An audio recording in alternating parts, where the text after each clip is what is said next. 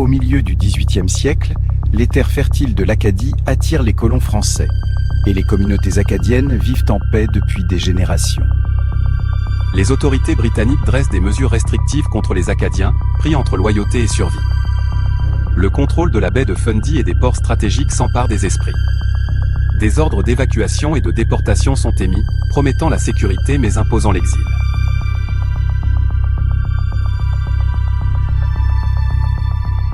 Préférant rester neutres dans la rivalité entre les Anglais et les Français, les Acadiens refusent en grande majorité de prêter le serment d'allégeance à la couronne britannique. Jamais! Jamais! En octobre 1755, sur les côtes de l'Acadie, les soldats de Sa Majesté rassemblent les familles.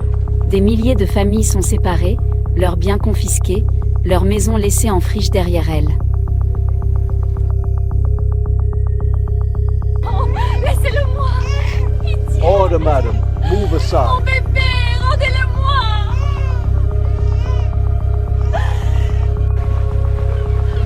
Les larmes et les cris se mêlent au bruit des voiles et des rivages qui s'éloignent. L'exil commence, souvent vers les colonies britanniques d'Amérique. Gabriel! Écoute-moi! Ils peuvent nous séparer aujourd'hui, mais je te le jure sur ma vie, je te retrouverai! Souvenir d'un pays natal, peur de l'inconnu et l'espoir de retrouver un foyer.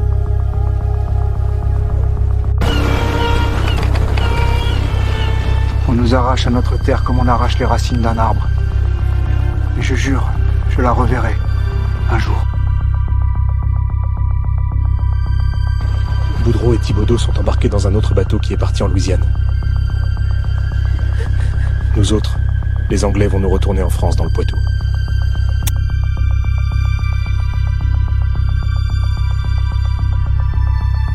Certains accostent en Louisiane, d'autres vers la Nouvelle-Angleterre ou les îles.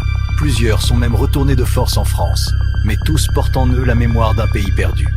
Beausoleil Brossard, esprit rebelle de l'Acadie, prend les routes de la mer pour contester l'oppression. Résistant aux Anglais, il vise la liberté pour son peuple. En 1763, le traité de Paris met fin à la guerre entre la France et l'Angleterre et réorganise les possessions britanniques en Amérique du Nord. Leur retour s'est fait par vagues. Après des années d'exil, ils sont revenus lentement vers les terres d'origine. Certains Acadiens, revenus sur leurs terres, les retrouvent occupés par des colons anglais. Malgré tout, ils réparent maisons et granges, retissent les réseaux agricoles et religieux qui les avaient autrefois unis. Fais attention aux racines là. Je vois. Ça sent la terre neuve, hein? Elle est là, la même, juste en attente. Écoute-les chanter. On la reprend, notre langue.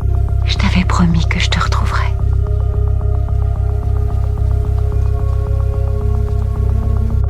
Avec le temps, de moins en moins de déportés reviennent sur ces rivages d'Acadie ancienne. Fatigués, appauvris, beaucoup choisissent de poursuivre leur route. Entre les années 1770 et 1780, plusieurs familles acadiennes reprennent la mer. Certaines s'établissent plus au nord, sur cette côte qui deviendra le Nouveau-Brunswick. C'est là que naît la Nouvelle-Acadie.